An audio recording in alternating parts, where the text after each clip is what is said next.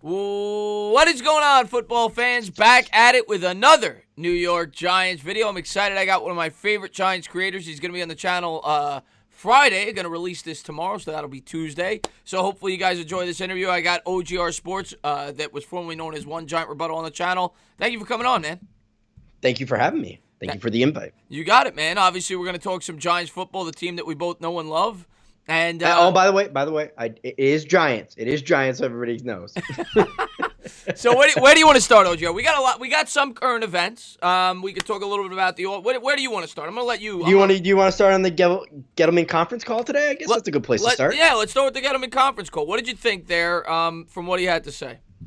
I mean, like, I go by your video, today that you made, and it was just like, hey, don't read too much into it. Gettleman may be playing a little around here, but yeah, you could see both sides of it, where you could see, okay, well, maybe they're comfortable with the offensive line. Maybe they think Nick Gates is the answer, and for the Isaiah Simmons fans out there, you have a smile from ear to ear, but then you spun the other side of it.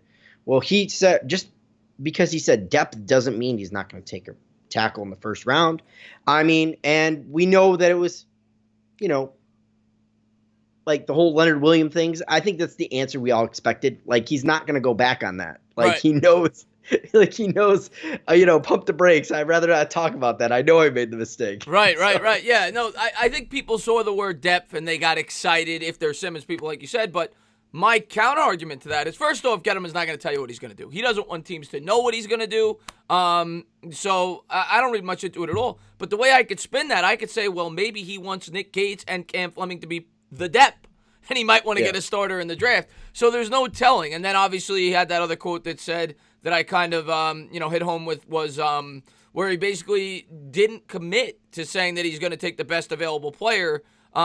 He kind of let on that he may be going more for need than best available player, and that's when the debate comes in. Some people may say the bigger need is defense. Some people may say the bigger need is offense, and that's where you and me agree. And yeah, man, it'll be interesting to see how it all plays out in the draft, but he's playing games right now. You can't read too much into it, like you said. I know, and this is what somebody had to say after it. They actually posted on Twitter. So this dude's really, really smart. New York Giants fans, edge rushers that Daniel Jones will be facing this year: Bud Dupree, Tank Lawrence twice, Myles Garrett, Chase Young twice probably, Matt Judon, Aaron Donald, Khalil Mack, and Shaq Barrett. Do you feel comfortable with Nate Schroeder and Kevin Fleming as a tackle? That guy's a genius. Do you know who that guy is? That was actually me, and I'm not that much of a genius because I should have said pass rusher and not edge rusher because Aaron Donald is an interior rusher, but it is what it is. People got the point, and I didn't even put everybody on that list. I could have said Bosa. I could have said D. Ford. There's a number of T.J. Watt. There's a lot of supreme pass rushers we're going to be going up against this year, and I know the defense people will say, well, we got to face all these tight ends, and it's true. But at the end of the day, you and I think, both agree that the most important player in a football team is the quarterback. He's in his second year in a new offense. We want to keep this guy upright. We want to keep him healthy. And I would think addressing a tackle early in the draft would help that. Absolutely, 100%. And, I mean, again, just to piggyback off what you said, we took Saquon. We took Daniel Jones. I'm not saying, everything depends on Daniel Jones' development, but we've never thrown, we haven't done him any favors. Changing coaches, changing offensive system because of what's going on. He's going to have limited time to learn all this. It's not going to be a normal offseason. He's going to have to make adjustments on top of all the adjustments he already needs to make with all the moving pieces. We're asking a lot of Daniel Jones, and the thing, my argument is, can we help him out just a little bit? Right tackle's not, or left tackle's not going to fix everything. Don't get me wrong, but can we help him a little bit? A qualified right tackle or left tackle opens up more holes for Saquon Barkley. Maybe you get the center later, fourth or fifth round, whatever. But I mean, can we help these guys out a little bit? Just leaving things as it is and say, well, good enough. When's good enough ever been the answer for you in your daily life? That's what I've always tried to make a point of. Yeah, and like I always say in all my videos, I get both points of view. Our defense, absolutely, same our here. Defense is horrible. And a player like Isaiah Simmons would definitely help it, right? He fits the schematic fit, right, with the versatility. We've really struggled in coverage. We've struggled at getting after the quarterback, too. We've struggled to basically everything on defense, but third down defense in particular, second and longs, the opposing offense constantly picks up the first down. So I definitely see the attraction of Isaiah Simmons. And like I've said all along, I'm not going to cry either way, but I just view the offensive line as the more pressing need. And just to bring up something real quick on Isaiah Simmons, everybody says how versatile he is. Okay, he can play here, he can play there, he can play there. Okay, first off, he played a 4-3 in college. Now he's moving to what I assume to be a 3-4. Now, granted, it's going to be a multi-front scheme. Yes. With all this stuff he's going to go through, and being our draft pick, he's not going to have the entire offseason to really learn this because of what's going on. So you have this versatile player that you want to use all over the field. Well, he's got to, if you want to use him all over the field, he's got to be in the DB room. He's got to be in, the linebacking room. Like, if that's what the Giants' thought process is on him, he's got a lot to learn. And he's going to the NFL. Like, he might not have the instant impact that everybody wants right off the hop. He's got a lot to learn. He's got to adjust to the pro game. And just because you're a number one pick, everybody just wants you to, pop off. Isaiah Simmons might not have that electrifying start to the season that everybody would expect. And I wager the impatience of New York Giants fans, pump the brakes on Isaiah Simmons. He's not necessarily a savior. Again, I hear what everybody's saying, and if we take Isaiah Simmons, I'll be accepting of it, but I'll be looking to tell people I told you so if it doesn't work out. But that's besides the point. Yeah, no, I mean, I think he could definitely be. I think he's going to be a very good player. But I don't, we say it all the time. He's not LT. He's not going to have that kind of influence on the defense. I think he'd be a very nice piece, and we're going to need to improve the defense even more so for us to get to where we need to be. But I get the people's perspective that say we got to focus on the defense. Now, what I think that in a perfect world where I think everybody's happy, and I don't even think it's going to matter who we pick. If the Giants trade down, I think everybody is happy. Do you think that's still on the table? Do you think that's absolutely very realistic? Do you see that absolutely happen? And you brought up the Jay Glazer report today. Now, obviously, that'd be done closer to draft time because we got to see how things shake out. Because if people start moving up in front of us, we don't have no more value anymore, right?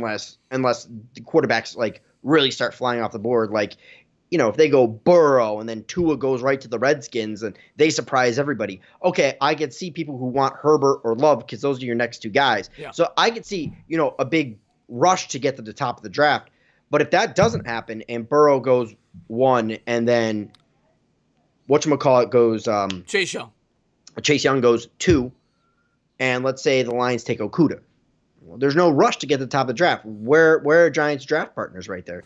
Because Miami's fine waiting. So unless you're another team that really want to get it, or maybe your intel's right, and maybe you don't like Miami. Okay, Miami's going to get Herbert. Well, maybe the Chargers are in love with Tua. So it's you have the whole game. So there is an opening for the Giants to trade back, and I really want them to because there's a lot of holes on this team. And just besides, edge rusher and linebacker and safety and offensive tackle and center, trading back would be the most optimal thing, and not enough people concentrate on it in Giants Nation. So you're absolutely right there. Oh, yeah. No, I think I've been saying that basically since week 16. I would love to trade down because I saw the teams that might need a quarterback. And, another thing that I've said, if the rumors about Tua are true, which we don't know, I know he had what I guess, is similar to a pro day the other day. There was 10 people there. He was throwing. I watched the video. He was throwing 10-yard routes and indoors and people going crazy. But if teams are scared off a little bit by Tua, that could actually help the New York Giants in trading down if the Lions were not to trade down, because then maybe the Dolphins and the Chargers both look at it well, we don't want to take Tua this early, but we both like Herbert, and maybe one of them becomes desperate to move up and go. Or maybe they're loves their guy. You never know how teams evaluate quarterbacks, because we all thought had Herbert come out last year, we were going to be the team to select Herbert, and all of a sudden, we take Daniel Jones. Right. We didn't even, the big thing, everybody was, barking up the tree for Haskins, and then we take Daniel Jones out of nowhere. So you never know. Yeah. I mean, maybe the third or fourth best prospect still goes off the board. Maybe people aren't in love with Herbert, Tua, or Love. So whatever your next best prospect, maybe he goes in the top 5. You never know.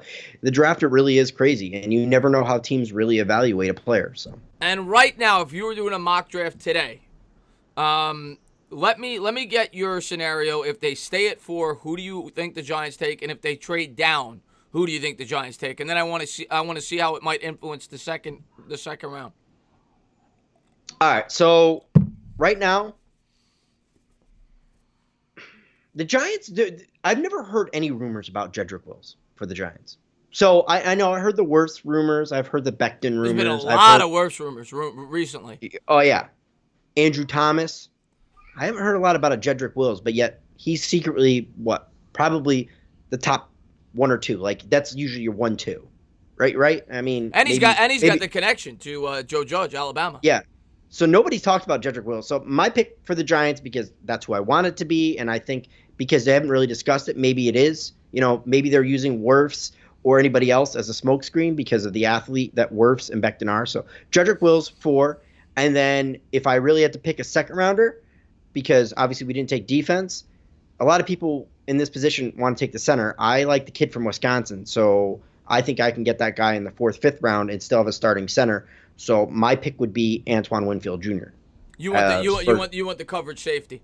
I want the coverage safety. Yeah. Yeah, no, I like that. The more I'm thinking about the safety in round 2, the more I like it. It all depends on who's there. Obviously, if say you're in love with Matos and he's there, or Patrick Queen, who they interviewed. See, the today. problem is with Matos, because obviously I'm a Penn State fan, is I don't see Matos fitting the 3-4. Right. If we went to a 4-3, I could see Matos being a better 4-3 defensive end. Same with AJ Espinoza. I'm not saying Matos couldn't do it from the outside linebacker position. He is but he's about 270, 280. That's typically your defensive end on a 4-3. Right. So I don't see Matos fitting. I mean, Chason, yes, but he's not going to be there. He ain't falling there. Yeah, no, he's definitely not falling there. And now, what about Patrick Queen? What do you think about him? They interviewed him, or they're going to interview him, whatever it was. I like Patrick Queen. I like Kenneth Murray. Everybody says, oh, these are more downhill linebackers, not what the Giants need. Is Isaiah Simmons the only coverage linebacker in this draft? I know everybody's trying to box themselves into Isaiah Simmons. I get the argument. Again, I'm not trying to harp on that, but there are other guys that could play in coverage. I mean, Troy Dye's another one. Yeah, I mean Logan Wilson. Yeah. I mean everybody knocks Logan Wilson in coverage, but if you look, I mean, take PFF with a grain of salt. Logan Wilson is one of the highest graded linebackers in coverage. I mean, and the only reason people are like, hey, well, Logan Wilson, it's because they haven't seen him do man coverage because they played a lot more zone at Wyoming. But not say he can't do it. So you still think, even with what came out today, and like we both said at the beginning, take it with a grain of salt no matter what Gettleman says there, you're still confident that they're taking a tackle? I don't know if I'm more confident or is it I just am I want the tackle so bad. It's like a mix of those. Yeah. I don't know if that makes a lot of sense. But, hey, if they go with Isaiah Simmons, yes, my draft board would then change. Now, let's say they take Simmons at 4. What are you doing at 36? 36, I got to go center. If Ruiz is there or any other center you like is there, take him. I'm not a big proponent of somebody taking like Josh Jones. I know it's not. Is it Josh Jones? Josh Jones, yeah, but most people have him going in the 1st. Yeah, so a lot of people have him going toward the end of the 1st, or Austin Jackson. Yeah. I like both. I've done profiles on both those guys, but again, I guess I prefer Austin. To me, take the center there. You want the shirt. You know what? Just go. If not, just go defense at that point, because you can still get the center later. Just go defense. If you take Isaiah Simmons, go get yourself your free safety. Go get Antoine Winfield Jr. if he's there, or Grant Delpit or Xavier McKinney. But both those guys are going to be in the 1st round. Or you go with the center, like Ruiz, like you said, or Cushenberry, or whoever it may be. Yeah, I'm kind of leaning center. I don't think Ruiz is going to be there. I've said that recently. I know in a lot of mocks they got Ruiz going to the 2nd round. I don't see it. I mean, he had a really good combine. You go back, you look at Bradbury went, I think, 18th or 19th to the Vikings. I really think that Ruiz is going to go in the 1st round. I don't expect him to be there. I started doing my 7-round mock draft today. I'm going to do a video tomorrow because my first 7-round mock draft, I had them taking Wirfs, and a lot of my subscribers asked me to do one where they take Simmons and kind of show how that influences the rest of the draft. I had them taking Cushenberry in the 2nd because I have Ruiz off the board. I have them seeing center as a premium need. I don't trust Gates going into the year. The guy's never played center. That's an experiment. And Pulley. I mean, Pulley got beat up by Jalapeno last year. So I got center in round 2. Round 3, I took who did I take round 3? Oh, I took Darrell Taylor from Tennessee. Another guy I really like, edge rusher. That's the 99th pick, right? 99th pick, yeah. Yeah. And Darrell Taylor's another guy I really like. He's got familiarity. He's versatile. He could play in the 3-4 and the 4-3. So there's another guy you want to keep your eye on. But who knows? That we all have our favorites and our prospects that we want to look at in the third, fourth, Absolutely. fifth, sixth round. But I think that they're going to attack the areas that we've talked about. I think it's going to be linebacker, edge, center, and tackle, and safety, coverage safety. I think those are your 5 and tall wide receiver. But I think that goes more towards the back end of the draft, 5th, 6th round. Like somebody like a Gandy Golden, yeah. Yeah, Gandy Golden, if you get him in the 5th, great. Hodges, if you get him in the 5th. There's a number of guys you can get. This is such a deep class at the wide receiver position. It really is. Yeah, it really is. I'm just chuckling because, like, I'm thinking back of, like, I want the tall wide receiver. Don't get me wrong. That's, like, the biggest, like, secondary need we have. But, like, I just think about it. Like, had we not signed Coleman, I was a big KJ Hamler fan. But, again, that's me being a Penn State homer. So don't put a whole lot of stock in that. Well, I could really see us using, like, an electrifying kick returner. Yeah, well, and KJ Hammer would fit that mold, but again, we have Coleman, Shepard, and Golden, so it's not really going to work out very well. Being a Penn State guy, obviously you're a huge Barkley fan. You saw the contract today by McCaffrey, $16 million a year. I think it was 4 years. What do you think Barkley's going to command next year if he goes out there and puts on a show this year? Oh, $20 million easy. You think he's going to get $20 million a year? I think he signs a similar contract to what Odell did. Yeah. I could really see that. And a lot of people probably think that's crazy for a running back, but don't forget the market's going up by 15%, and the sooner you sign Barkley, the bigger savings you have down the road. Yeah. Like everybody says, oh, you lose that 1 year. No. Because I hate to bring up another YouTuber, but he really is good. When everybody was making a big deal about the Dak thing, and Mark Holmes brought a lot of good points out. He's like, hey, listen, like the Eagles situation. Not Eagles. Had the Dallas just sucked up last year. Yeah. And the minute the Eagles signed Wentz, they signed like maybe $1 million more than Carson Wentz. I guarantee Dak would have jumped at that. And you would have had Dak re-signed for $33 million or $34 million. Now he just sees the market going up and up and up. He doesn't have to make a commitment at all. And they can't walk away from him. Quarterbacks don't grow on trees. And Dallas is going to be a mediocre to a good team this year. They're not going to be picking at the top of the draft. Do you really want to take all this capital and move up? Not to mention you're going to have an aging team. Your offensive line ain't getting any younger. Yep. You have no choice. Dak gives you the best chance to win. So similar situation. Yes, we could control Barkley for another year, and it'd be like what, like $4 or $5 million or $8 million. No, it's more. I think he's getting like 10 the following year. Because he was the second overall pick. Yeah, so he's getting 10, whatever. People look at it, but $20 million. But think about where the running back market's going to be 3-4 years down the road, because you have to project it out. Yeah. So and the other thing, McCaffrey got $16 million this year. Yeah. Barkley's going to probably want $18-20 million. You're going to be saving the sooner you sign him. Yeah, and the other thing you got to project out, especially the running back. It doesn't so much apply to a guy like Dak, the quarterback, but the running back, we all know they break down. The sooner that you extend him on that second deal, the sooner you get done with it. And he doesn't reach 30, 31 years old, where running backs typically break down. You're not paying him $20 million a year. Well, I want to correct you on something real quick with the running back. Barkley's quads, look at those things. He's not breaking down, bro. No, I will say, if there is a running back that is going to last like an Adrian Peterson, it would be Saquon Barkley. The guy is ridiculous. I mean, I was making more of a joke thing. I mean, eventually he is going to break down, but yes. Yeah, you're right. Yeah, no. I completely agree with you, though. I know you were kidding around, but I do agree with you. If there is, like McCaffrey, for example, I think Barkley has a much longer shelf life than a guy like McCaffrey or Alvin And I think Kamara. it was actually, honestly, a lot of people are making fun of the deal by Carolina, but I think it was a smart deal by Carolina. It was a great deal because, like you said, the market's going up by 15% the following year. You sign him on a 4-year deal, you're going to be done with that by the age of 28 years old. It was a great deal. And if the Giants are smart, I know, leave the contract, leave whatever, and have an extension ready to go for next year. Like, I don't know if they can do that in the language, but pay him whatever you're going to pay him this year, and give him an extension. Yeah, extend him now. Don't wait. I get being a little. If you offer Saquon now and just try and go like 17, 18 million, that is a hell of a deal for Saquon Barkley. Yeah, because the market's going to go up by 15%. So take 15% of whatever McCaffrey's making, tack that on top, and you're right near 20 million. Especially if he has a big year. But the other thing, I get why they'd be hesitant, because he's coming off an injury. Maybe they look to do it within season before the new market goes up. We'll have to wait and see. But that'll be an interesting storyline throughout the year. But, draft only 10 days. I think it's 10. I forget the days. But I think it's about 10 days away. And we're going to find out soon enough who they're going. And I think you agree with me that it's either going to be the tackle or the linebacker. And I wanted to just backtrack a little bit and talk about free agency. Now, based on what they did in free agency, do you think it's leaning one way or the other with the draft pick, with the tackle or the linebacker, and how they address those positions? And what did you think of the acquisitions? The acquisitions, I'd give C+, B-. Like, their average acquisitions, I'm not blown away by all of them. I think the best deal was Bradbury.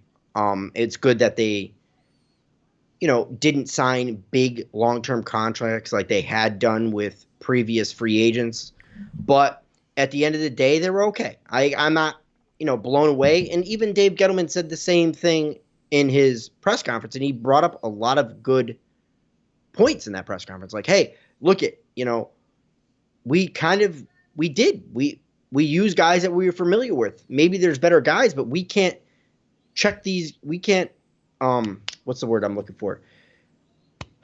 Lost train of thought. But anyways, we can't, oh my God. Well, here's what maybe I think you're trying to say. That I was watching Fisk's Vegas video today. I thought he brought up a really good point, actually, with the familiarity of the free agents. With the short time span, with the coronavirus, it's even more important to bring in players like that. You hit the nail on that. That's what I was trying to get at. Yeah, bring in players that are familiar with the defense, because now you're going to have a much shorter time span than normal. When I listened to that video, I was like, that's a great point I haven't even thought about. Because normally you're going to have, a normal offseason. You're not going to have that now. Now you're bringing in, linebackers that have played in these systems before, guys that are familiar with playing with these coaches, and I think that might have been part of the strategy as well. But I think they're trying to create a family atmosphere. And by the way, we're not actually locked into any of these contracts, because Kevin Abrams, who's more of the money guy in all of it, and I don't know if you caught this, and maybe you didn't because I didn't see it in your video because you did a lot of Gettleman quotes. Yeah. Kevin Abrams says if these guys come in and don't pass the physical after all this stuff clears up, that's it. The contract's null and void. Rip it up. That's it. Yeah. The Giants now have more cap space. So if you're a Giants fan, you're not necessarily locked into Blake Martinez. You're not locked into Bradbury. You're not locked into any of these. Fackrell, nobody. Yeah, and that goes for every free agent, not just the Giants. Yeah, not just the Giants, but yeah. I mean, you might hear a guy that, they're ready to sign a big contract, and all of a sudden, maybe Chris Littleton, has a little bit of an ankle injury, and the Raiders, it was the Raiders. Corey Littleton, you talking about? Yeah, Corey Littleton. Yeah. He has a little bit of an ankle, and they back out of that deal. Yeah. He's now a free agent again. I'll tell you what, that's going to happen. That's going to happen. Somebody's going to fail a physical. There's no doubt about it. Hopefully that's not with the Giants, because they have their plan set in place. Because bring up a quick point. If you're an athlete, do you work out now? Because, you see Blake Martinez in his home gym. He tears a pectoral. That's it. You're not getting paid, bro. It's a good point. That's a really good point you bring up. It's like, do you work out? Like, you have to be safe because you're not under contract by the Giants. You work out and you get hurt, that's on you. And you don't pass that physical. It's the world we live in right now. And how do you think this is going to play out at the end of the day? You think we're going to end up having football this year? I think we're going to have football, but it's going to be. I think we're going to have empty stadiums for at least half the season. Yeah, if not more. I don't see, them at any point saying, "Hey, let 70,000 people pack Giant Stadium." Are you out of your mind? Yeah. Because until there's I don't mean to really bring it up in the video, but until there's a vaccine, we are gonna be dealing with this for an extended period of time. Even after we get over the curve and hump, you're gonna have reinfection and whatnot. So it's still a while to go on this. I don't mean to be a Debbie Downer. No. I think you're right. I think the NFL is gonna have to get creative with ways that they generate money. Because I don't think that I agree with you. I don't know if nobody's gonna show up, but you will not have 70,000 people in a football stadium.